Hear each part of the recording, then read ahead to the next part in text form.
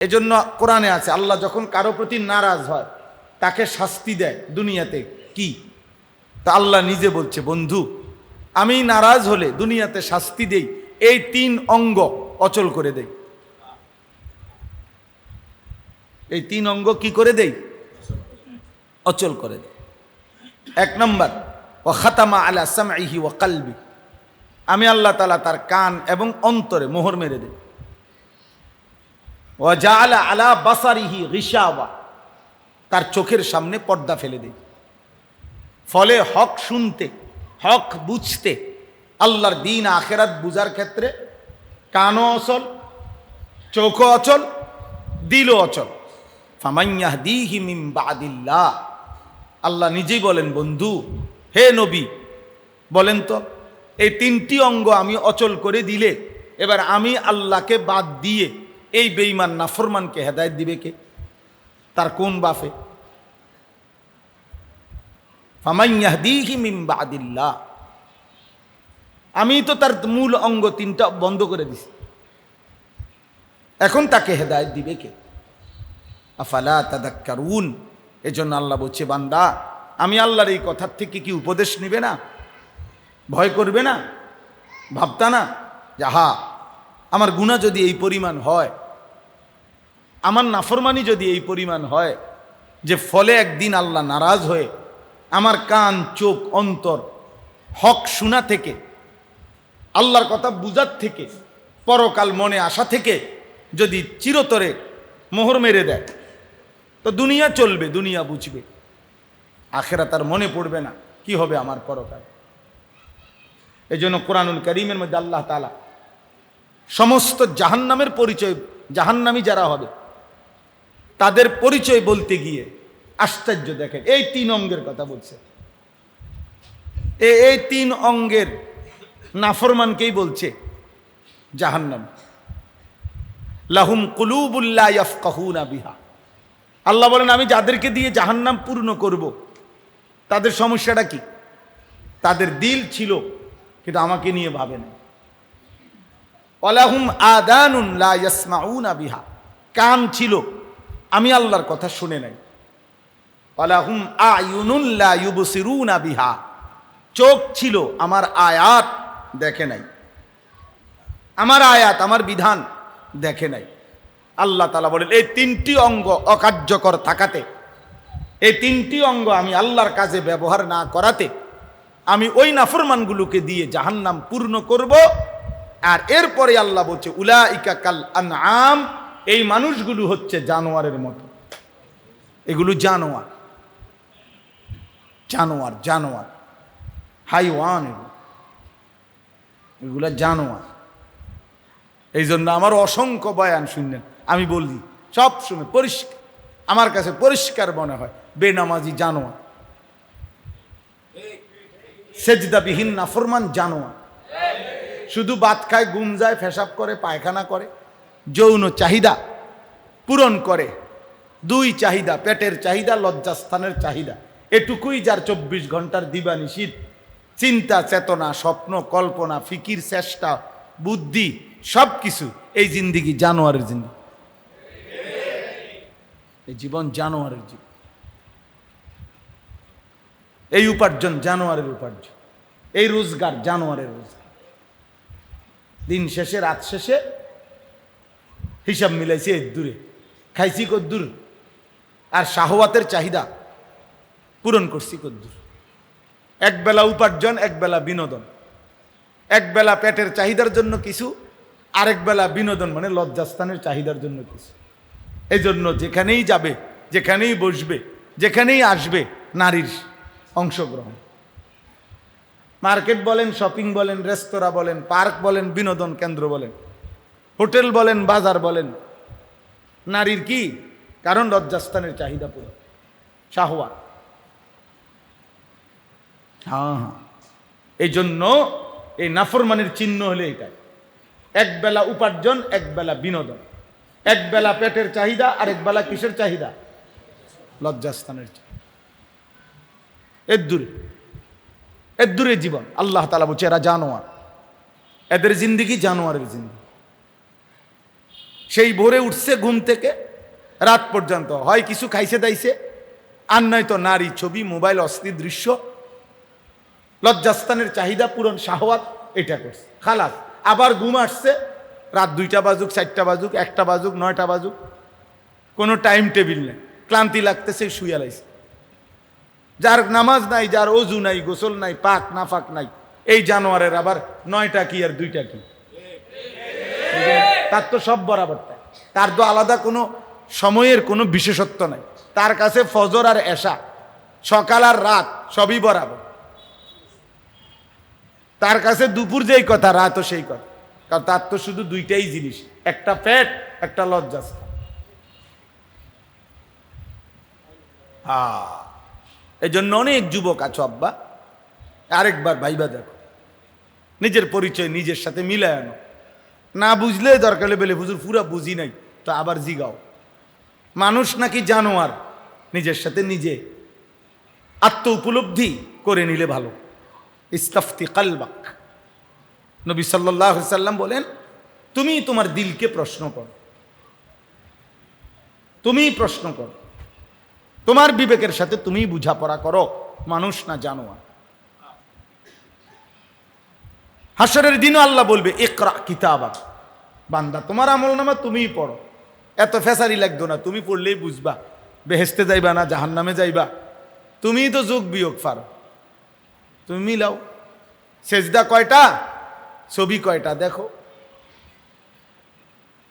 হালাল টাকা কত, সুদের টাকা কত দেখো, লেখা আছে, তুমি মিলাইলেই তো হয়। আল্লাহর জিকির কয়বার আর গালি কয়বার দেখো। এই চোখে কোরআন দেখছো কতবার, নর্তকী দেখছো কতবার দেখো, তুমি হিসাব দেখো, লেখা আছে এখানে, তুমি দেখলেই তো বুঝবে। ইকরা কিতাবাক কাফা বিনাফসিকা আল-ইয়াওমা আলাইকা হাসিবা, আজ তোমার হিসাবের জন্য আল্লাহ বলেন তুমিই যথেষ্ট। ওয়াকুল্লা ইনসানিন আলজামনাহু তায়রাহু আলা উনুকি, কাঁধের মধ্যে, গলার মধ্যে, গর্দানের মধ্যে তার আমলনামা আমি ঝুলায় রাখবো, সে নিজে নিজেই পড়বে, নিজেই বুঝে। এই জন্য আব্বা জরুরি বিষয়, শুধু ওয়াজ মাকসাদ না, আমি শুধু ওয়াজের মাকসাদে ওয়াজ করি না, শুধুই বলা শুধু না, আমার কথা হলো ফিকির চাই, ফিকির চাই। একজন ভাবলেও লাভ,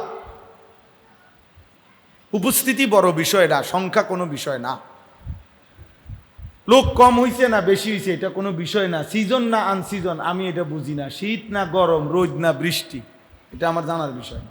আলহামদুলিল্লাহ আমি একেবারে পূর্ণ বৃষ্টি চলতেছে বাইরে এই বিগত কিছুদিনে, এমন জায়গা এমনও আলহামদুলিল্লাহ প্রতিদিন বৃষ্টির কারণে আমি এখনো একদিন এক বেলাও কোনো মাহফিল বন্ধ করিনি, একদিনও না সেলিম ভাই, একটা মাহফিল, বৃষ্টি হোক তুফান হোক, ওয়াজ হইব, যেখান দিয়ে সুযোগ হয় দিয়ে।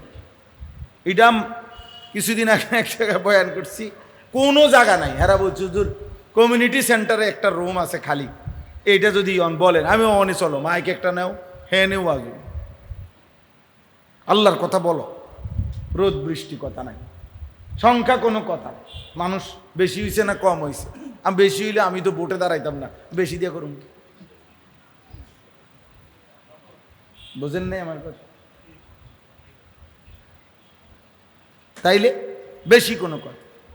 কিছুদিন এই কয়দিন আগে একখানে মাহফিলে বয়ান করছি, তাও জায়গা সব প্যান্ডেল ফুন্ডেল নাই, একটা মার্কেটের দুই দিকে দোকান, শাটার, মাঝখান দিকে একটু হাঁটার জায়গা থাকে না, এই জায়গাটা আমি এনে লাগাও, মাইক দাও, এন দিয়া এনে ওয়াজ, মার্কেট মুর্কেট বন্ধ।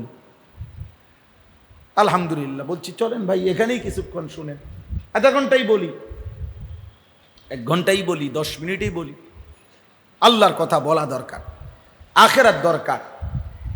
প্রিয় যুবক ভাই, প্রিয় নওজোয়ান ভাই, বয়স্ক বাবা, ইস্তাফতি কলবাক হাসিবু ক্বাবলা আন তুহাসাবু।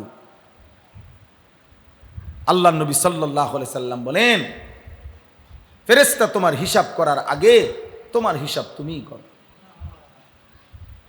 তোমার হিসেব তুমিই করো। তোমায় আন্দাজ করো, চোখ বন্ধ করলেই বুঝবা মিথ্যা কত, সত্য কত, সুদের টাকা কত, হালাল টাকা কত। নারী দেখছো কতবার আল্লাহকে, আল্লাহর কোরআন দেখছো কতবার। অশ্লীল ছবি, নাটক আর সিনেমা এটা দেখেছেন কয়বার? আল্লাহ তাআলার কুদরত দেখছেন কতবার? হিসাব চলে আসে। আমরা প্রত্যেকেই, জবান কিংবা বুড়া, হুজুর কিংবা পাবলিক, আমরা সবাই বুঝব। এই জন্য প্রথম কথা এটা যে আমাদের প্রত্যেকের জন্য এটা জরুরি যে আমরা যেন আমাদের নিজের দিকে তাকাই। তা আমি বলতেছিলাম কোন কথা, যে মোবাইল বন্ধ করার কথা বলছিলাম, বলছিলাম যে এই তিনটা অঙ্গ একত্র করলে মনোযোগ হয়, আর মনোযোগের জন্য এই তিন অঙ্গ জরুরি। আর এই তিন অঙ্গের স্বভাব হইল, তিন অঙ্গ একই মুহূর্তে তিনখানে লাগান যায় না। বুঝছেন না ফেসটা? কান একদিকে, চোখ আরেক দিকে, দিল আরেক দিকে, না না, এটা সম্ভব না। এটা ওই কান টানলে মাথা আসে যেরকম কয়, এরকম সিস্টেম যে এই তিন অঙ্গ, কান, চোখ, অন্তর, যে কোনো একটিকে কোনো দিকে যদি ফিরায়, অটোমেটিক ওই দুইটাও ওই দিকেই কি করে, ফিরে। এই জন্য মোবাইলের দিকে যার মনোযোগ থাকে, তো তখন তার কান, তার দিল, তার চোখ ওই মোবাইলের দিকেই মনোযোগ হয়। তখন আর নিজের দিলের মধ্যে কিছুই ঢোকে না, মোবাইলের ভিতরে অনেক কিছুই ঢোকে। মোবাইলের মধ্যে ওয়াজ জমা হয়, কিন্তু কলিজায় কিছু জমা হয় না। তো মোবাইলের মধ্যে লক্ষ কোটি ওয়াজ একত্র করে কি ফায়দা হবে আমার দিলে যদি কিছু না আসে? আর তদুপরি যে অনুপস্থিত সেও পরবর্তীতে মোবাইল থেকেই শুনবে, তো যে উপস্থিত ছিল সেও পরবর্তীতে মোবাইল থেকে শুনবে, তাহলে আর উপস্থিত থাকার কি প্রয়োজন ছিল? এখানে বিশেষত্ব কি তাইলে? আর আলাদা আমি আসলাম কেন তাইলে? আর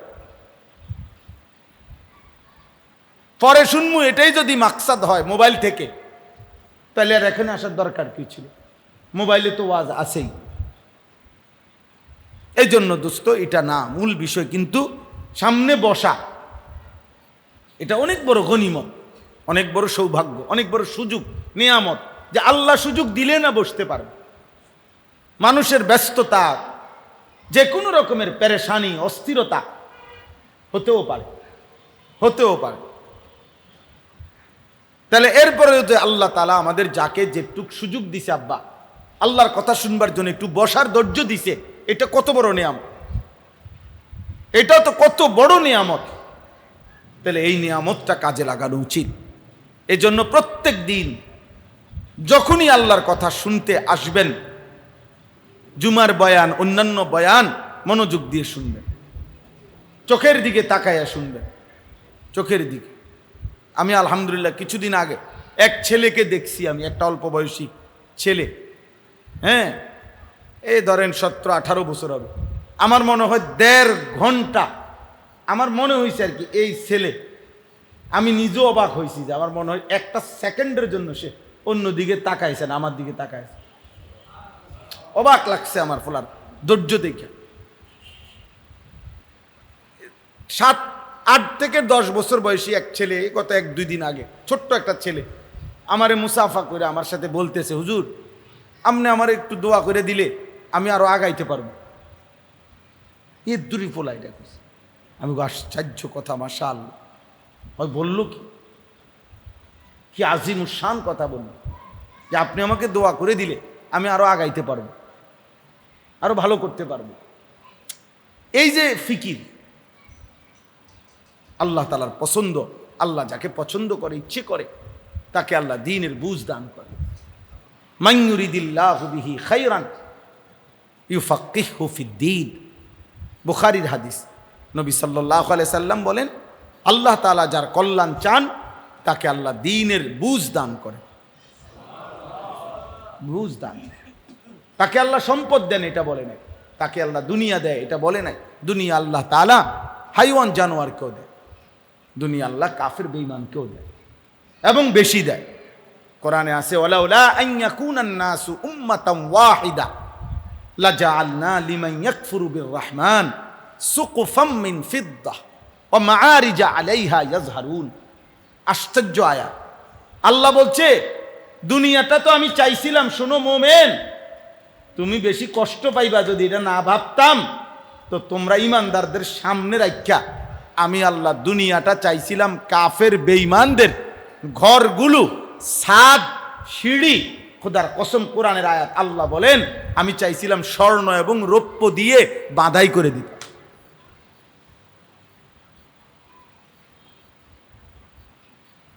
আমি করে দিতাম চাইছিলাম, যে কাফের হইলেই, কাফের মানেই তার স্বর্ণের বাড়ি, দুনিয়ায় রূপার বাড়ি, এটা চাইছিলাম করে দিতাম। কিন্তু এতে করে আমার ইমানদার বান্দারা আমায় আল্লাহর উপরে বেশি অভিযোগ করবে, কষ্ট পাবে বেশি। আবার বান্দা করবো মা কি রে ভাই, এটা কোন কথা, এটা তো করে বেশি জুলুমেন হয়ে গেল আমরা। হ্যাঁ, আল্লাহ বলছে, তাইলে আল্লাহ নিজে বলতেছেন আমি তো চাচ্ছিলাম বেঈমানকে দুনিয়া স্বর্ণ দিয়ে বাঁধাই করে দে,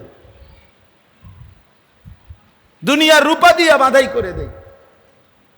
অতএব বিল্ডিং এর চাকচিক্য, সম্পদের চাকচিক্য, আল্লাহর কসম রে বাপ, আমি কিংবা আপনি কারো জন্যই এটা কোনো বিষয় না, এটা কোনো উল্লেখের বিষয় না। আমার এক বন্ধু আছে, একসাথে সাথী, হজরত মাওলানা মুফতি মামুনুর রশিদ, শরীয়তপুর বাড়ি, আমার বহুতই মহব্বতের দোস্ত। এই মাওলানা আমার একদিন বলতেছে, অনেক দিনই কাজ করে এদেশে কিশোর যুবক নওজোয়ান ছেলেদেরকে নিয়ে, অনেক দিনই ফিকির করে ভাই উনি। তো উনি বলতেছে, আনিস, যে বাড়ি বিল্ডিং দালান এটা কেউ আমারে দেখাইলে আমার কাছে মনে হয় এটা পুরাটাই সে মাটির একটা স্তূপ দেখাইছে। কারণ আসলে তো বাস্তব এটাই, যে এটার যাই আছে সব কিছুর আয়োজনে, যত ডিজাইন যত কিছুই হোক, সব কিছুই আসলে মাটিয়ে, এটা মূলত মাটিয়ে, এটা কিচ্ছু না, এটা কিছুই না।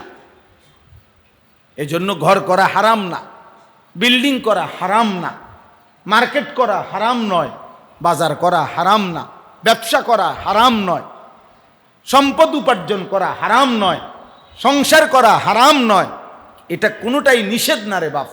মূল বিষয় হলো আল্লাহকে ভুললেন কেন, আখিরাত ভুললেন কেন, হালাল হারাম ভুলে গেলেন কেন, মুসলমানের পরিচয় ভুলে গেলেন কেন? 365 দিনে ভাইয়া একদিনও ফজরের নামাজ পড়লেন না কেন? এমন জানোয়ার হলেন কেন? এমন জানোয়ার হলেন কেন? এমন জানোয়ার হলে কেন বেটা? এই মুসলমানের বাচ্চা, তোর মা তোকে দুধ পান করায় নাই? তোর বাপ তোরে দোয়া করে নাই? তোর কপালে কারো দোয়া জোটে নাই নাফরমান? বেনামাজি নাফরমান, তোর জন্য কেউ দোয়া করে নাই? ছি ছি ছি বেটা, এ কেমন জিন্দিগি, যে জিন্দিগি খায় আর বাথরুমে যায়? এ কেমন জিন্দিগি, যে জিন্দিগি নারী দেখে আর বীর্যপাত হয়?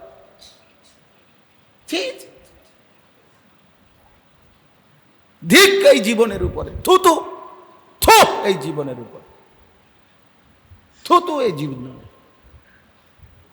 ধিক এই জীবনের, এমন পড়ালেখার উপরে থুতু বেটা, এমন সম্পদের উপরে থু। আল্লাহ ভুলে দেয় কেমনে? সৃষ্টিকর্তা ভুলে যায় কেমনে? আল্লাহ ভুলে কেমনে?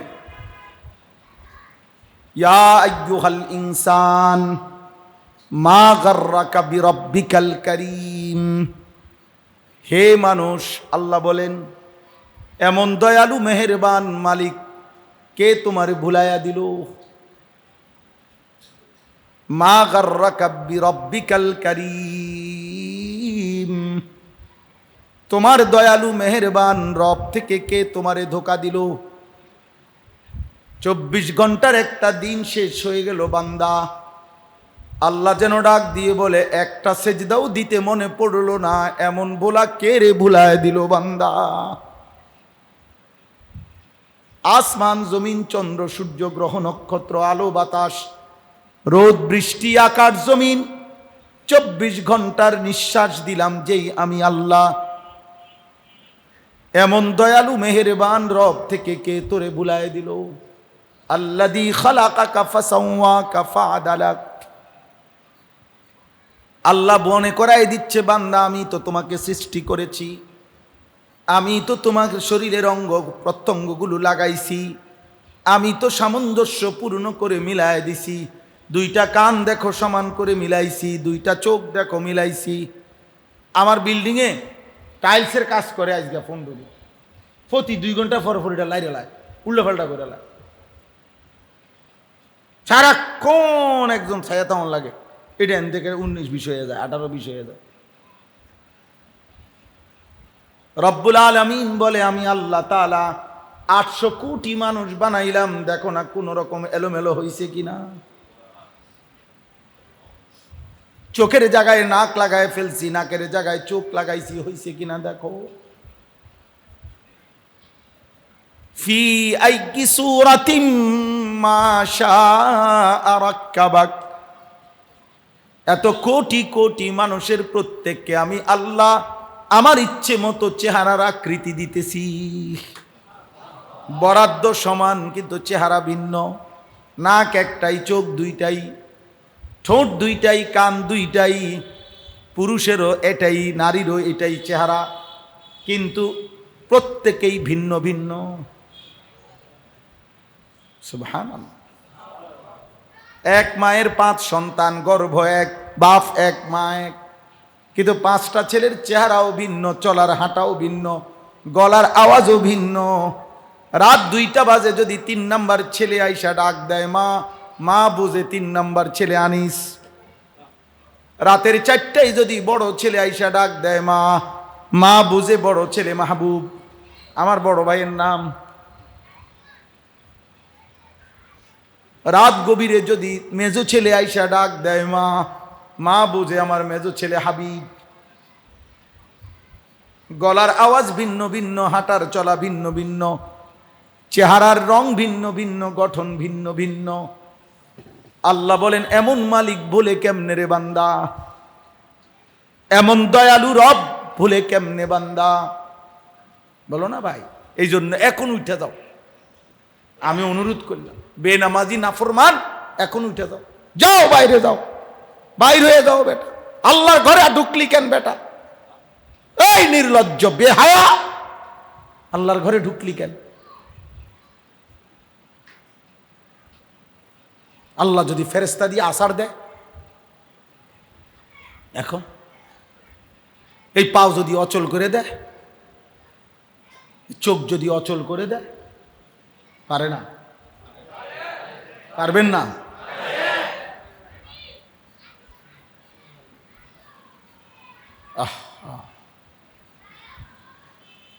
والسماء بنيناها بأيد وإنا لموسعون والأرض فرشناها فنعم الماهدون ومن كل شيء خلقنا زوجين لعلكم تذكرون।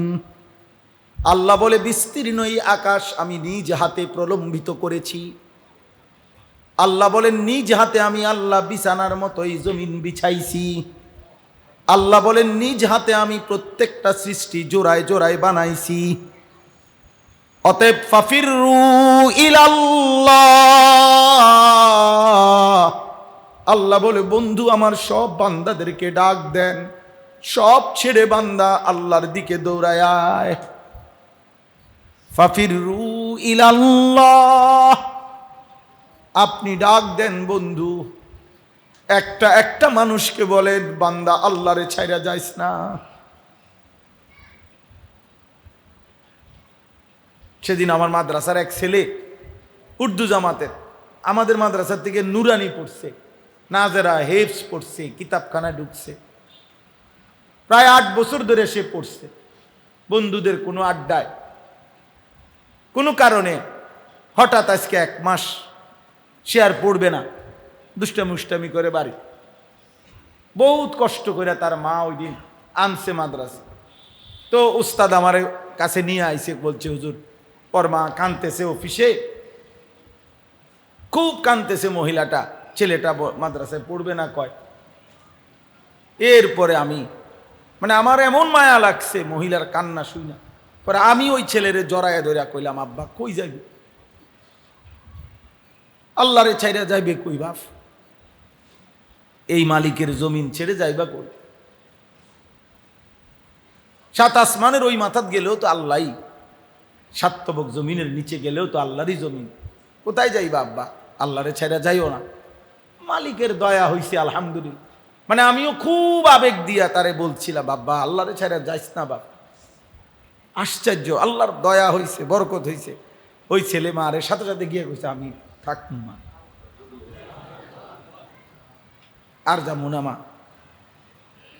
ফাফিরু ইলাল্লাহ, আল্লাহ বলে বান্দা একটা দৌড় দিয়া আমি আল্লাহর কাছে আসো।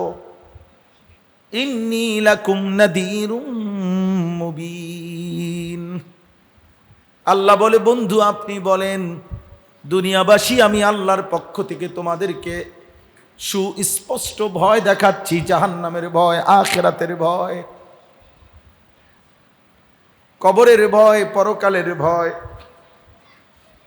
আল্লাহ বন্ধুকে বলছেন ইন্নামা আনতা নাযীর ওয়াল্লাহু আলা কুল্লি শাইইন ওয়াকিল, আপনি হচ্ছেন ভয় প্রদর্শনকারী বন্ধু, আর আমি হচ্ছি ফয়সালাকারী, আমি জিম্মাদার, আমি ওকিল।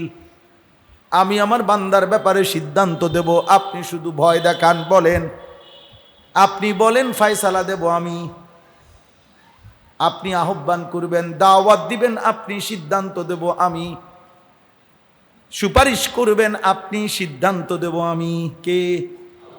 আল্লাহু আলা কুল্লি শাইইন ওয়াকিল। আল্লাহ কোরআনে বলেন মা ইয়াফালুল্লাহু বিআযাবিকুম ইন শাকারতুম ওয়া আমানতুম। আল্লাহ বলে বান্দা শুনো না বান্দা, তুমি যদি আমার একটা সেজদা দাও, আমার শুকর আদায় করো, আমি আল্লাহরে যদি মেনে নাও, আমি কেন তোমারে আযাব দেব বলো না বান্দা। মা ইয়াফালুল্লাহু বিআযাবিকুম, কি লাভ হবে আমি আযাব দিলে বান্দা তোরে, কেন দেব রে বান্দা, যদি আমাকে সেজদা দাও, যদি আমি আল্লাহকে মেনে নাও, আযাব দেব কেন? আচ্ছা এর চাইতে মায়ার কথা কি হইতে পারে? এমন এমন দরদ মাখা কথা সৃষ্টিকর্তা আল্লাহ, যার হাতে সব কিছু, যার এই সব মালিকানা, যার এক সেকেন্ডের লক্ষ ভাগের এক ভাগে আমার জীবন শেষ, আমার নিঃশ্বাস বন্ধ হয়ে যাবে। হাদিসে আছে আল্লাহর নবী সাল্লাল্লাহু আলাইহি সাল্লাম বলেছেন প্রত্যেকটা নিঃশ্বাস আল্লাহর কাছে একবার পৃথক পৃথক ঢুকবার সময় অনুমতি চায়। আল্লাহ ঢুকবো, আল্লাহ বলেন হ্যাঁ। বের হওয়ার জন্য অনুমতি চায়, বের হবো, আল্লাহ বলেন হ্যাঁ। প্রতি নিঃশ্বাস আলাদা আলাদা আলাদা আলাদা আলাদা। চলো ভাই ইনশাআল্লাহ, গভীর রাত, লম্বা ওয়াজ করা মাকসাদ না, ওয়াজের এই প্রথম ওয়াজ এটা। আজকে ইনশাআল্লাহ কারো বিবেক যদি থাকে, ছেলেরা আব্বা চলো নিয়ত করি, কলিজা দিয়া নিয়ত করো যে নামাজ পড়বো ইনশাআল্লাহ, বলো ইনশাআল্লাহ। আশ্চর্য, কোরআনুল কারীমের মধ্যে আল্লাহ তাআলা বলছে সফল মুমিন, এই সফল মুমিনের কথা বলতে গিয়ে প্রথম বৈশিষ্ট্য বলছেন নামাজ, শেষ বৈশিষ্ট্য বলছেন নামাজ। قد أفلح المؤمنون الذين هم في صلاتهم خاشعون, আবার শেষেও বলছে والذين هم على صلواتهم يحافظون أولئك هم الوارثون الذين يرثون الفردوس। আল্লাহ বলেন সফল মুমিন তারা, নামাজ পড়ে যারা বিনয়ের সাথে, কলিজা দিয়ে, দরদ নিয়ে, ধীরে ধীরে নামাজের ফরজ, ওয়াজিব, সুন্নত, মুস্তাহাব আদায় করে, অপেক্ষা করে করে, আস্তে আস্তে, ভালোবাসা নিয়ে। আবার লাস্টেও বলছেন ওয়াল্লাযীনা হুম আলা সালাওয়াতিহিম ইউহাফিজুন, যারা 5 ওয়াক্ত নামাজ ওয়াক্ত মতে ঠিক রাখে, আদায় করে, আল্লাহ বলেন এই বান্দা একে তো সফল, দ্বিতীয়ত জান্নাতুল ফিরদাউসের অধিকারী। উলাইকা হুমুল ওয়ারিসুন আল্লাযীনা ইয়ারিসুনাল ফিরদাউস। এই যে ফিরদাউস, এরা জান্নাতুল ফিরদাউসের উত্তরাধিকারী হবে। নামাজ খামখেয়ালি জিনিস না। ওয়াল্লাযীনা ইউমাসসিকুনা বিল কিতাবি ওয়া আকামুস সালাহ ইন্না লা নুযিউ আজরাল মুসলিহিন। এটাও আশ্চর্য আয়াত। আল্লাহ বলে জীবনভর যে কোরআন আঁকড়াইয়া ধরে আর 5 ওয়াক্ত নামাজ আদায় করে, আমি আল্লাহ ওয়াদা দিলাম আমার এই বান্দার একটা সেকেন্ডের কোন কর্ম নেকি থেকে নষ্ট হতে দেব না, দেব না, দেব না। ওর সব কিছুতে নেকি, হাসলেও নেকি, কাঁদলেও নেকি, হাঁটলেও নেকি, বসলেও নেকি, বাজারেও নেকি, সংসারেও নেকি, স্বামী স্ত্রীর মেলামেশা করলেও নেকি, জিভুতরে আদর করলেও নেকি, উপার্জন করলেও নেকি, বাথরুমে ঢুকলেও নেকি, বাইর হইলেও নেকি, মসজিদে ঢুকলেও নেকি, বাইর হইলেও নেকি। কারণ ও কোরআনকে ধরে রাখছে। এ বারবার জিজ্ঞাসা করে কোরআন কি বলে, কোরআন কি বলে, কোরআন দিন কি বলে। আর 5 ওয়াক্ত নামাজে যত্নবান। আল্লাহ বলেন ওর কোনো কিছু আমি নেকি ছাড়া রাখবো না, সব কিছুতে নেকি দেব। ইন্না লা নুযিউ আজরাল মুসলিহিন। এজন্য আল্লাহ তাআলা এখানে এই আয়াত, এই একটা আয়াতে আমি পড়ছি, আপনাদের কাছে তর্জমাটা বলি তাইলে আমার কথা শেষ। আল্লাহ তাআলা বলেন বান্দা তোমাকে আমি বুঝাচ্ছি, ধরে নেন আল্লাহ বুঝাইতেছে আমগরে। আল্লাহ বলেন আমি তোমার সামনে আমারে মেনে নেওয়ার জন্য, আখিরাতকে মানার জন্য এই মুহূর্তে এট এ টাইম 3টি জিনিস আমি তোমার মধ্যে রাখছি, তোমার কাছে রাখছি। কয়টি জিনিস? 1 নাম্বার, সৃষ্টিগতভাবে আমি আল্লাহ তাআলা ফিতরাতান, সৃষ্টিগতভাবে আমি আল্লাহ তাআলা আমাকে মানার শতভাগ যোগ্যতা তোমার শরীরের গঠনের মধ্যেই আমি দিয়েছি। এই হলো প্রথম। একেবারে যে দিনে তুমি আমার দিকে আইতে চাও 1 মিনিটও কোনো যন্ত্রপাতি ফার্স ফুডস বদলাইতে হইব না। এই শরীর আমি বানাইয়েই রাখছি এরকম যে তুমি আমারে চাইলেই আমার আনুগত্য করতে পারবা। বুঝেন না? আপনি যদি এমন হইতো যে আল্লাহ আপনি আমারে কইলেন রুকু দিতাম আর আমারে বানাইলেন তাল গাছের মতো লম্বা, এটা বাঁকা হয় না, কিছু হয় না, এটা করলেনটা কি? আল্লাহ বলে না, যেহেতু তোমাকে রুকু দিতে হবে এই জন্য তোমার কোমরও বাঁকা হয়, দেখো। যেহেতু তোমাকে সেজদা দিতে হবে এই জন্য দেখো তোমার কনুইও ভাঙ্গে, হাঁটুও ভাঙ্গে, তোমার কোমরও ভাঙ্গে, তুমি নিচে যাইতে পারো। প্রত্যেকটা অঙ্গ আমি আল্লাহ তাআলা এভাবে সাজাইছি ইবাদতের উপযোগী করে। শুধু খানা, শুধু লজ্জাস্থানের চাহিদা পূরণ। ওই আবারও বলছি, পেটের চাহিদা, লজ্জাস্থানের চাহিদা, এটা কুকুর এই উপর হইয়া গরু ছাগল এই অবস্থায় আল্লাহ তাদের এই 2 চাহিদা পূরণ করছে এক অবস্থায়।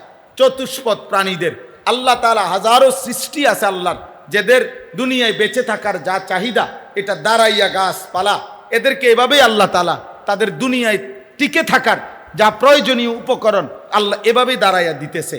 আল্লাহ তাআলা হাজারো কোটি কীট পতঙ্গ যেগুলা মাটির সাথে মিশে চলে, হ্যাঁ, এগুলোকে তাদের প্রয়োজনীয় জীবন উপকরণ আল্লাহ তাআলা এই অবস্থায় রাইখাই দিতেছে। হাজারো জিনিস আছে ব্যাঙের মতো, পাহাড়ের মতো, যেগুলো এরকম বসা অবস্থায় থাকে, এই অবস্থায় রাইখাই আল্লাহ তাআলা তাদের প্রয়োজনীয় জীবন উপকরণ দুনিয়ায় 24 ঘন্টা দিতেছে। তাহলে আল্লাহ বলেন দুনিয়ার প্রয়োজন উপকরণ পূরণ হওয়ার জন্য এক অবস্থা হইলেই চলে, হয় দাঁড়ানো, নয় উফুর, নয় বসা, নয় শোয়া। এক আইটেম হইলেই আমি আল্লাহ খাবারও পৌঁছাইতে পারি, লজ্জাস্থানের চাহিদাও পূরণ করাইতে পারি। অথচ তুমি মানুষ, তোমারে বানাইতে গিয়া দাঁড়াইতেও দিলাম, উপরও হইতে দিলাম, বসতেও সুযোগ দিলাম, শুইতেও সুযোগ দিলাম। তুমি কি ভাবছো এই 4টা সুযোগ দিছি হুদা বাতের লাগিয়া? শুধু ঘুমের জন্য, শুধু পেশাব পায়খানার জন্য, শুধু লজ্জাস্থানের চাহিদা পূরণের জন্য না। বান্দা, তুমি যে নামাজ পড়তে হবে আর নামাজের জন্য দাঁড়াইতে হয়, নামাজের জন্য রুকু করতে হয়, নামাজের আত্তাহিয়াতুতে বসতে হয়, নামাজের সেজদাতে শুইতে হয়। এই জন্য 4টি যোগ্যতা শরীরে দিয়েই নামাজের উপযোগী করেই আমি তোমারে বানাইছি। এটা বায়্যিনা, আফামান কানা আলা বায়্যিনাতিন মির রাব্বি, রবের পক্ষ থেকে সুস্পষ্ট দলিল।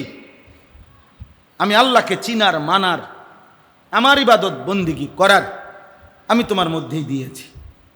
এই হলো 1। 2 নাম্বার, প্রতি মুহূর্তে আমি আল্লাহ তোমার সামনে আমার এই কোরআন তেলাওয়াত করাচ্ছি।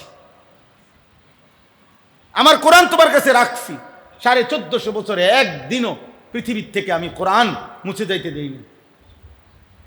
দিছে? কথা বলেন না কেন? কোরআন শুধু কাগজের পৃষ্ঠায় সীমাবদ্ধ? কত লক্ষ কোটি কলিজার ভিতরে কোরআন সংরক্ষিত। কোরআনুল কারীম আল্লাহ তাআলা নিজে বলছেন হেফাজত করবেন, ওয়া ইন্না লাহু লাহাফিজুন। ওলামায়ে কেরাম বলে আল্লাহ তাআলা ওয়াদা দিছেন কোরআন তিনি হেফাজত করবেন। তো এবার আল্লাহ তাআলাকে যদি বলি কেমনে হেফাজত করবেন, আল্লাহ তাআলা বলেন কোরআনের আলফাজ শব্দগুলো হেফাজতের জন্য হাফেজে কোরআন তৈরি করতেছি। কোরআনের মাআনি, অর্থ, ব্যাখ্যা, বিস্তারিত তাফসীর, মাসাইল, বিধান, এটার হেফাজতের জন্য ওলামায়ে কেরাম তৈরি করতেছি। আলফাজের হেফাজত করতেছি, কোরআনের শব্দের হেফাজত করতেছি হাফেজে কোরআনের দ্বারা। কোরআনের মাআনি, কোরআনের অর্থ, ব্যাখ্যা, বিধান, তাফসীর, কোরআনের এগুলো বুঝানো, এটার হেফাজত করতেছি ওলামায়ে কেরামের দ্বারা। ওলামায়ে কেরামের দ্বারা। আশ্চর্য হলো রাসূলুল্লাহ সাল্লাল্লাহু আলাইহি সাল্লামের হাদিস, সুন্নাহ, নবীজির জীবনের 23 বছরের যাবতীয় কথা, আচরণ, আমল, এইটাও তো আমাদের জন্য দলিল। দলিল কিনা? তো আল্লাহ যেহেতু বলছে আল্লাহ হেফাজত করবে, তো এই কথার দ্বারা এটাই বোঝা যায় যে ওইগুলো নবীজি সাল্লাল্লাহু আলাইহি সাল্লামের সুন্নাহ, হাদিস, এগুলো আল্লাহ হেফাজত করবে। তো সেইটার জন্য 2টা মাধ্যম রাখছেন। আল্লাহ বলেন যুগে যুগে আমি এমন হাফেজে হাদিস বানায় রাখছি, 1 লাখ হাদিস, 2 লাখ হাদিস, লাখ লাখ হাদিস, যাদের কলিজার ভিতরে মুখস্থ হুফাজে হাদিস, এগুলোও আমি তৈরি রাখছি আমার বন্ধুর আলফাজের হেফাজতের জন্য। আবার আমার বন্ধুর সুন্নাহ, আমার বন্ধুর সিদ্ধান্তের আলোকে শরীয়তের মাসআলা দেওয়ার জন্য আমি উলামা, ফুকাহা, যুগে যুগে ফকিহ, উম্মতের ফকিহগণ, মুফতিগণ আমি আল্লাহ তৈরি করছি। তাইলে কোরআন হেফাজতের যথাযথ ব্যবস্থাপনা আমার ঐশী ব্যবস্থাপনা আছে, সুন্নাহ আমার বন্ধুর হাদিস হেফাজতের যথাযথ ব্যবস্থাপনা আমার কাছে আছে। তাইলে কি কারণে পথ হারাইলা? কিয়ামতের দিন আল্লাহ জিজ্ঞেস করবে, বান্দা কি কারণে পথ হারাইলা? মোল্লা মৌলবীর বিরোধিতা যারা করে কিংবা করছে কিংবা যাই করে, দিন শেষে দেখবে জিরু ছাড়া আর কিছু না। জিরু ছাড়া তোরে হেফাজত করে বেটা হয়তো আমেরিকার তোর আব্বা, আর ওলামা তোলাবা এদেরকে হেফাজত করে তার রব আল্লাহ। বলে কি বেটা, কি আল্লাহকে কি মিলাবে? হ্যাঁ, এই জন্য কোনো পেরেশানির কিছু নেই। আমি একজন না থাকা, আমার মতো 1 লক্ষ আলেম না থাকা, আমার মতো 10,000 বক্তা না থাকা, এটা ইসলামের বৈশিষ্ট্যের মধ্যে, ইসলামের টিকে থাকার জন্য কিছুই না। কি? কিছুই না। এটা কোনো সমস্যার কিছু না, এটা কোনো অসুবিধার কিছু না। আল্লাহ তাআলার কুদরতি ব্যবস্থাপনা, এটা কুদরতি ব্যবস্থাপনা। এজন্য বললাম এই 2 নাম্বার হলো ওয়ায়াতলুহু শাহিদুম মিনহু। আরো অনেক ব্যাখ্যা আছে, এগুলা আমি আপনাদের বুঝার সুবিধার্থে সহজ করে বলতেছি আর কথা বুঝছেন না। ও ছাত্রদেরকে পড়াইলে তো আমরা আটটু ব্যাখ্যা বিশ্লেষণ বহুত কিছু করি এগুলা। তাহলে 1 নাম্বার হলো বান্দা, তোমার অস্তিত্বের মধ্যে, তোমার শরীরের মধ্যে, দেহের মধ্যে আমার দলিল আছে আমারে মানার জন্য। কোনটাতে অসুবিধা তুমি কও? যেই বিধানে আমি দিছি ওই বিধানের উপযোগী শরীর, স্বাস্থ্য, সামর্থ্য, অবস্থা দেই নাই। মনে করেন এখন দুপুর, আমি কইছি ফজরের নামাজ পড়তে তোমারে নাকি, তো আমি অসুবিধা কি করছি? বলেন না। তোমার দ্বারে কোনো টাকা নাই, টাকা আছে তোমার দ্বারে 100, আমি বলছি কমপক্ষে 30,000 টাকা দিয়ে কোরবানি করতে হবে, চুরি করে টিয়া হেন তোর বাপে দিব টিয়া। এটা আমি আল্লাহ বলছেন এমন? তো তাই কোথায় আমি অসুবিধা করছি কি দেখো? সুবহানাল্লাহ। আল্লাহ জিজ্ঞেস করবে, বান্দা আমি কোন জায়গায় কোন অসুবিধাটা করছি, কোন বিধানটা এমন ছিল যে এটার উপযোগী পরিবেশ, সামর্থ্য, যোগ্যতা ছিল না তোমার কাছে, অথচ আমি তোমাকে করতে বলছি, সেটা কি কর? বুঝেন না? আজকে যদি এমন হইতো, বাচ্চাকে বলতেছে বুড়া মানুষের আমল করতো, বুড়া মানুষের কইতে আছে জোয়ান মানুষের আমল করতো, বলছে এমন? এই লোক কোনোভাবে দাঁড়াইয়া থাকতে পারতেছে না, এই পরিমাণ অসুস্থ, কোমরের সমস্যা। তো এখন শরীয়তের বিধান কি? শরীয়তের বিধান হইল তারে রশি দিয়ে টাঙ্গাইয়া এরপরও খাড় করে রাখতে হইব, ঠিক আছে না কথা? দরকার হলে দুই পাশে দুইটা বাঁশ দিয়া বাইন্দা বন যেত না, বই যেত না। নামাজের মধ্যে দাঁড়ানো ফরজ, কাজেই তুমি বই খাড়াইয়ে থাকতে, এটা নিয়ে শরীয়ত। বলেন না, বিকল্প ব্যবস্থাপনা আছে নি? শরীয়তের ভিন্ন বিধান আছে কিনা? একটা লোক রোজা রাখার সামর্থ্য নাই, কোনোভাবেই পারতেছে না, অসুস্থতা এই পরিমাণ তীব্র, বিকল্প ব্যবস্থাপনা আছে কিনা? কোনোভাবেই পানির ব্যবস্থাপনা নাই, অজুর ভিন্ন ব্যবস্থা আছে কিনা? তাহলে কি সমস্যার কারণে আটকাইছে?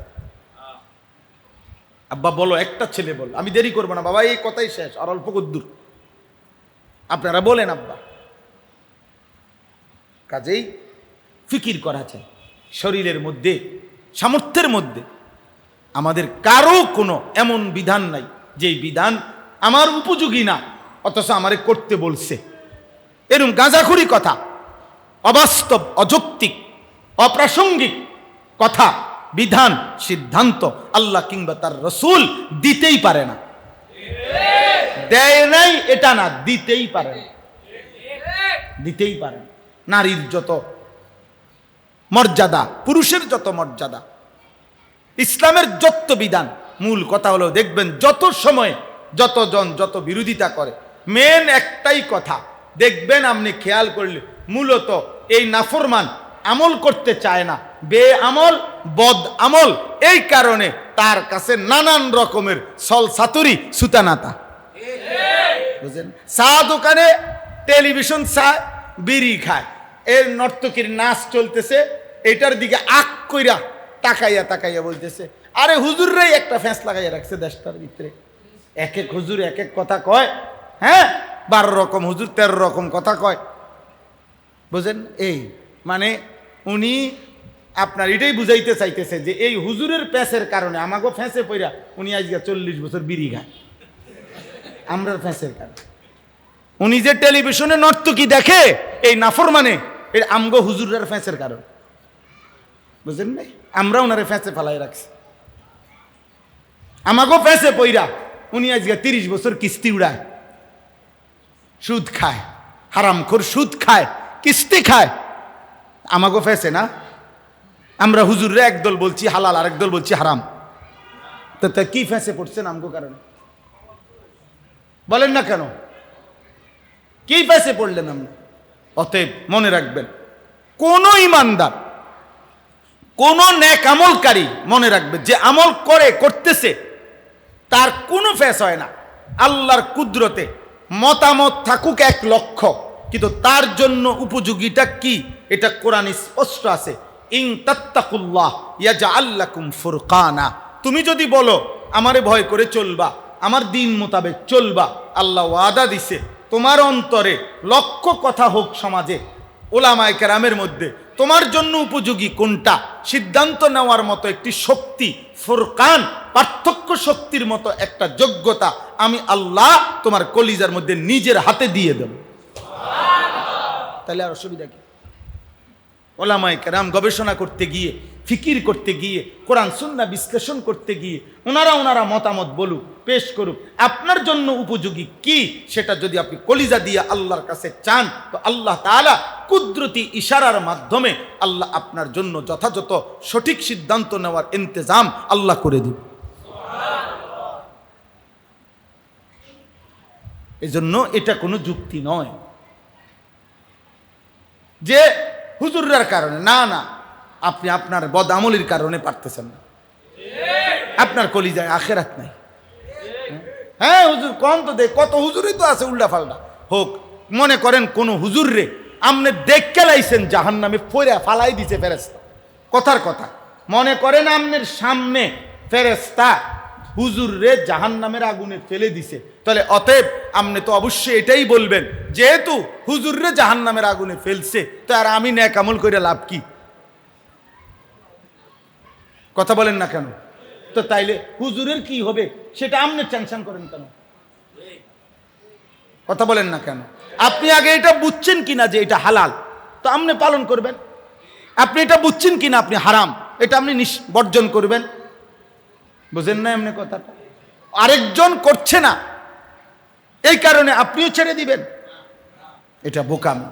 তাইলে 1 নাম্বার, আমাদের প্রত্যেকের শরীর, স্বাস্থ্য, যোগ্যতা, উপার্জন, মেধা, বুদ্ধিমত্তা, এক কথায় আমাদের সাথেই আল্লাহকে মানার মতো উপযুক্ত দলিল, যোগ্যতা আমাদের শরীরে, আমাদের জিন্দিগিতে আছে কিনা? আছে। তাহলে আল্লাহকে না মানার পিছনে শরীয়তের একটি বিধান, খোদার কসম, না মানার পিছনে আমি কিংবা আপনি কিয়ামতের দিন কোনো উজর খাহি, মানে এর বিকল্প কোনো যুক্তি পেশ করার কোনো যোগ্যতা কারোই থাকবে না। বিশ্বাস, এটা মারাত্মক কথা, মনে রাখি। মস্কারি করেন না, দুনিয়া ফাজলামি করেন। নামাজের বদলায় শুধু মসজিদে টিয়া দিলে হইতো না, আবার দান সৎকার মোকাবেলায় শুধু রোজা রাখলে হইতো না। কথা বুঝেন নাই? একটা আরেকটার বিকল্প না। যিনি মসজিদে 1 কোটি টাকা দিয়ে করে দিছে, ওনার নামাজের দরকার নাই তো মতো, উনি তো মসজিদে করে দিছে। বুঝেন? তো আমি সেদিন এক চাচারে বলছিলাম, একদিন ওনারে আমি জিজ্ঞাসি কোরআন শরীফ শুদ্ধ পড়তে পারেননি? উনি আল্লাহর রহমতে 3 জন নাতি হাফেজ। কি বুঝাইতে চাইলো? বুঝাইতে চাইছে এইটাই, বেহেস্তের বুঝ আছে আমার। বেহেস্তের কি আছে? বুঝ আছে। 3 নাতি হাফেজ, ওরা সুপারিশ করবে, উনি বেহেস্তে যাবে। 11 জন না আছে ওনার কোটা, তো 33 জন তো ওনার হিসাবে আইয়াব রয়েছে, তো এর মধ্যে তো উনি একজনে না। কিন্তু বিষয়টা হলো, আমি বললাম আপনাদেরকেও বলি, বাবা সব ঠিক আছে, নবী সুপারিশ করবে, হাফেজ সুপারিশ করবে, আলেম সুপারিশ করবে, হাজি সুপারিশ করবে, আউলিয়াগণ সুপারিশ করবে, সবই ঠিক আছে পর্যায়ক্রমে। কিন্তু প্রশ্ন হইল, সুপারিশ যিনি রাসূলুল্লাহ সাল্লাল্লাহু আলাইহি ওয়াসাল্লাম থেকে নিয়ে শেষ ব্যক্তি পর্যন্ত যারা যারা সুপারিশ করবে, যে যার নাম বলবে সেটাই সিদ্ধান্ত না। সিদ্ধান্ত, অনুমোদন, ফায়সালা আল্লাহর হাতে, আল্লাহর হাতে, আল্লাহর হাতে। এজন্য আব্বা নবী তো দাওয়াত দিছেন আবু তালেবকেও, আবু বকরকেও, নবী তো দাওয়াত দিছেন ওমরকেও, আবু লাহাবকেও। তো মনে করেন নবীজির প্রত্যেকটা দাওয়াত একটা একটা সুপারিশ। মানে আমি চাচ্ছি আপনার কালেমা, কিন্তু আসমানওয়ালা বলছে আবু বকরের জন্য গ্রহণ করলাম, আবু জাহেলের জন্য গ্রহণ করলাম না, আবু ওমরের জন্য গ্রহণ করলাম, আবু তালেবের জন্য গ্রহণ করলাম না। এবার জমিনে চোখের পানি ফেলে নবী কাঁদছে, মৃত্যুর মুহূর্ত পর্যন্ত আবু তালেবরে কালেমা পড়াইতে চাইছে। আসমানওয়ালা বলছে, আল্লাহ বলছে আমি ফয়সালা দিলাম না, আপনি বন্ধু, আপনি মাহবুব, আপনি কানলেও আবু তালেবের ঈমান দেব না। এখন ঠিক আখিরাতেও যদি আল্লাহ বলে, বন্ধু আপনি বলছেন এই 10 জনের কথা, এরে বাদ দিয়া কোন, এই 9 জন রাখলাম, এরে দেব না, আরেকজন কম। বুঝেন নাই? ওই একজন যদি আমি হই, বাদ দিয়ে লাইছে যারে, হে যদি আনিসুর রহমান হয়, বাকি 9 জন বাচ্চা গেলে কি লাভ হইল? নবীজির সুপারিশে 1 কোটি মধ্যে আল্লাহ যদি বলে একজন বাদে সবাইরে আপনার সুপারিশে জান্নাত দিলাম, পরে বাদ দেন, ওই যদি আনিস হয়,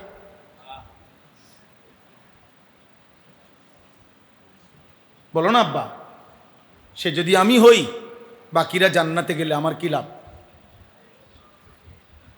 এটা কি দুনিয়া মনে করছে যে যাক বাপ হিসাবে আমি নয়তো কষ্ট করে গেলাম, জিফুতে সুখ করুক? এটা তো দুনিয়া। এটা ঠিক আছে, এটা দুনিয়ার ক্ষেত্রে আমার লুঙ্গি একটা দিয়ে চলুক, আমার ফুতে ভালো থাকুক, আমার একটা গেঞ্জি দিয়েই চলুক, আমার ফুতে ভালো থাকুক। এটা তো দুনিয়া। জাহান্নামের আগুন এমন, কথা বলেন না কেন? জাহান্নামের আগুন এমন, বরং কোরআনে আছে জাহান্নামী চাইবে, আল্লাহ আমার স্ত্রীকে জাহান্নামে দিয়া আমারে বাঁচায় দেন, আমার মাকে জাহান্নামে দিয়া আমারে বাঁচায় দেন, আমার বাবাকে জাহান্নামে দিয়া আমারে বাঁচায় দেন, আমার ছেলে মেয়েদেরকে জাহান্নামে দিয়ে আমারে বাঁচায় দেন, আমার মহল্লাবাসীকে জাহান্নামে দিয়ে আমাকে বাঁচিয়ে দেন, এই পৃথিবীর সমস্ত মানুষকে জাহান্নামে দিয়ে তবুও আমাকে বাঁচায় দেন। আল্লাহর কসম, এটা কোরআনের আয়াত। ইয়াওয়াদ্দুল মুজরিমু লাউ ইফতাদি মিন আযাবি ইয়াউমিইদিন বিবানি ওয়া সাহিবাতিহি ওয়া আখিহি ওয়া উম্মিহি ওয়া আবিহি ওয়া ফাসিলাতিহি আল্লাতী তু'বি ওয়া মান ফিল আরদি জামিআ সুম্মা ইউনজি। আল্লাহ গোটা পৃথিবীকে জাহান্নামে দিয়ে হলো আমারে বাঁচায় দেন। আল্লাহ বলবে কাল্লা, কখনোই না, তোরটা জাহান্নাম তোকেই দেব। গোটা পৃথিবী দিল আজ, গোটা পৃথিবীর তুমি মালিক না, পারতা না দিতে, তবুও আবেগে বলে ফেলছ, তবুও আমি গোটা পৃথিবী দেওয়ার ক্ষমতা থাকলেও গোটা পৃথিবীও যদি জাহান্নামের জন্য আমারে দিয়া দাও আর তোমারে বাঁচাইতে তোমারে ছাড়বো। এই জন্য কোনো একটা ছেলে, আব্বা একজন ছেলেকেও বলি, ভাই নষ্ট হইও না। ওই দেখো না, ওই জমিদারের ফুতে ওয়াজ হনে সাও, ও ব্যাপারটা হেলান দিয়া ওয়াজ শোনে। আব্বা হেলান ছেড়ে দাও, হেলান হেলান ছেড়ে দাও, হেলান ছেড়ে দাও, হেলান ছেড়ে দাও। দুশ্মন আমাদের ছেলেদেরকে বুঝাইছে যে তোর শরীরের গঠনের চাইতে চুল রাখবি এত বড় যে শরীরের থেকে চুলের ফোঁজা বেশি।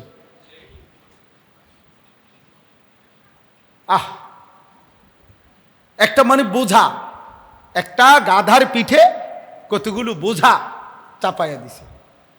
এটা আহাম্মক যে, তো দুশ্মন বুঝছে যে তার মাথার মধ্যে এক ঝাঁক চুল কতটি উড়াই দিবি, তের কাম ধরাই দিবি জীবনে, যে হ্যাঁ আর কোনো কাজ নাই, কাম একটাই, প্রতি মিনিটে 3 বার।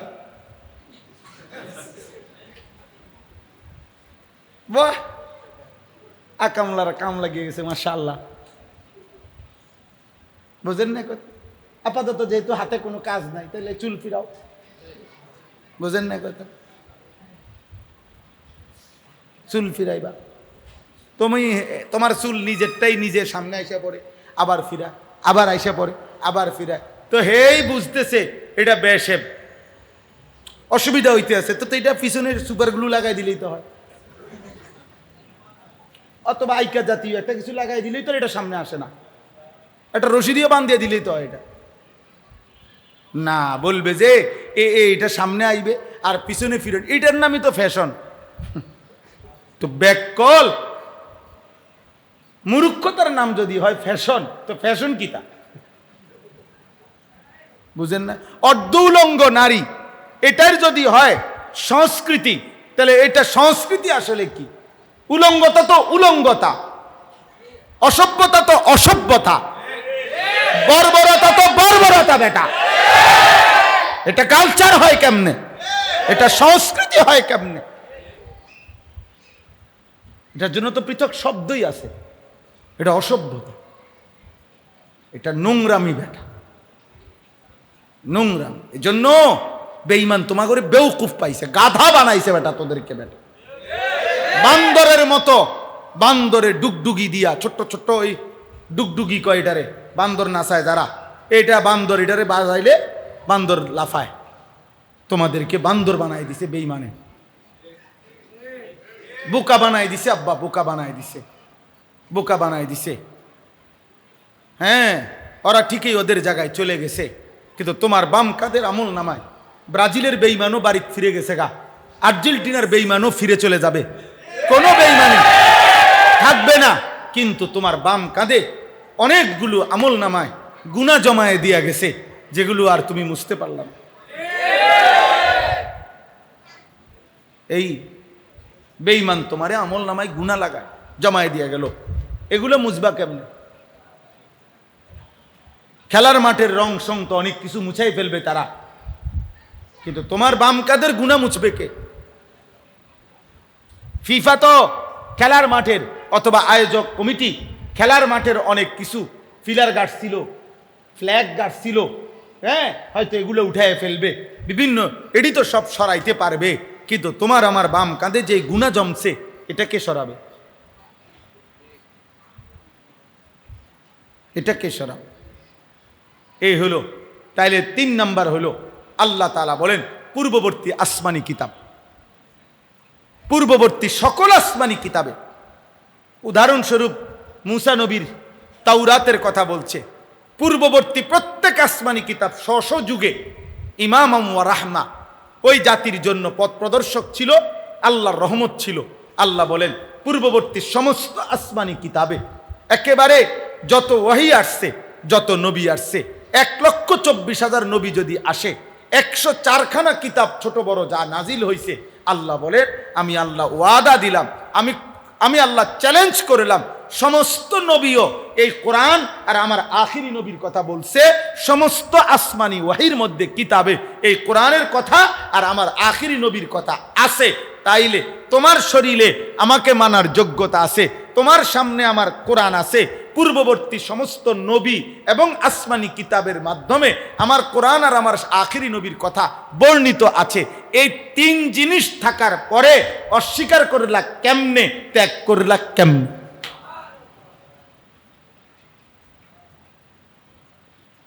কোরআন দিয়ে আটকাই গেলা বান্দা, কি কারণে পথ হারাইলা? হায় হায় হায় হায় হায় হায়। আল্লাহ তাআলা পুরো পৃথিবীর শুরু এবং শেষ এক লগে বান দিয়া ধইরা বলবে বান্দা কি সমস্যা হয়েছিল কওছে? কি কারণে নামাজ পড়তে পারো নাই? কি কারণে আল্লাহ মানতে পারো নাই? কি অসুবিধা হয়েছিল বান্দা বলো তো? নাফরমান তখন বলবে মা আগনা আন্নি মালিয়া হালাকা আন্নি সুলতানিয়া। চিৎকার করবে হাসরের মাঠে, আর নাফরমান বলবে হায় আমার মাল দেখি কোনো উপকারে আসলো না। হালাকা আন্নি সুলতানিয়া, আমার শক্তি সামর্থ্য ক্ষমতা মাতব্বরি তো কিছুই লাভ হলো না, কিছুই তো হলো না। আমার ছেলেগুলা তোরা কই? আমার এদি ফেরেশতা জাহান্নামের জন্য টানাটানি করছে, আয় না বাস। আমার দালান কই রে, বিল্ডিং কই, আমার নেতা কই, কর্মী কই, আমার জনবল কই, আমার নাতি নাতনি কই, আমার ব্যাংকের টাকাগুলো কই, আমার চেকগুলো কই, আয় না, কেউ আস না। আমার এই ফেরেশতা জাহান্নামের দিকে ধরতে যাচ্ছে। হালাকা আন্নি মালিয়া মা আগনা আন্নি মালিয়া হালাকা আন্নি সুলতানিয়া। চিৎকার করবে ও আম্মা মান উতিয়া কিতাবাহু বিশিমালি, বাম হাতে আমলনামা দিলেই চিৎকার দিয়া ফেলবে ইয়া লাইতানি লাম উতা কিতাবিয়া, হায় আমার মন্দ কপাল যদি আমার আমলনামা বাম হাতে না দিত। ওয়ালাম আদরি মা হিসাবিয়া, আজ হাসরের এই বিচারের ময়দানে যদি আমারে না আনতো। ইয়া লাইতাহা কানাতিল কাদিয়া, পূর্ববর্তী আসমানি কিতাব ওয়াহির মধ্যে আখিরি নবী আর কোরআনের কথা বলেছি। কোরআনুল কারীম 24 ঘন্টা তোমার সামনে রাখছি, তোমার দেহের মধ্যে আমি আল্লাহকে মানার যোগ্যতা রাখছি। উলাইকা ইউমিনুনা বিহি, আল্লাহ বলেন আমার প্রিয় বান্দা এই সবগুলো নিয়ামত পেয়ে আমি আল্লাহর উপরে ঈমান আনছে, মেনে নিচ্ছে। আর ওয়ামান ইয়াকফুর বিহি মিনার আহজাবি, আমার কোটি কোটি বান্দাদের মধ্য থেকে যেই মানুষগুলো, যেই গ্রুপগুলা, যেই সম্প্রদায়গুলো এই 3টি জিনিস পূর্ণ থাকা সত্ত্বেও আমি আল্লাহর নাফরমানি কুফরি করছে, ফান্নারু মাওইদুহ, আমি আল্লাহ বললাম জাহান্নামী তার ঠিকানা। শরীরে যোগ্যতা ছিল কেন পালন করলা না? কোরআন সামনে ছিল কেন বুঝলা না? আসমানি সব কিতাবের মধ্যে বর্ণনা ছিল কেন শুনলা না?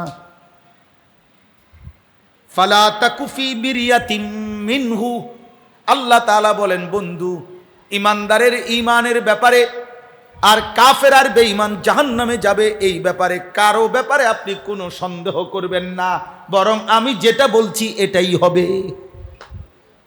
ইন্নাহুল হাক্কু বির রাব্বিক, কারণ এই কথা, এই ফয়সালা, এই কিতাব, এই ওয়াহি, এই কোরআন, এই শরীর, এই জিন্দেগি, এই কায়নাত সব তো আমি আল্লাহর পক্ষ থেকেই দেওয়া। এটা সত্য, সত্য কিনা?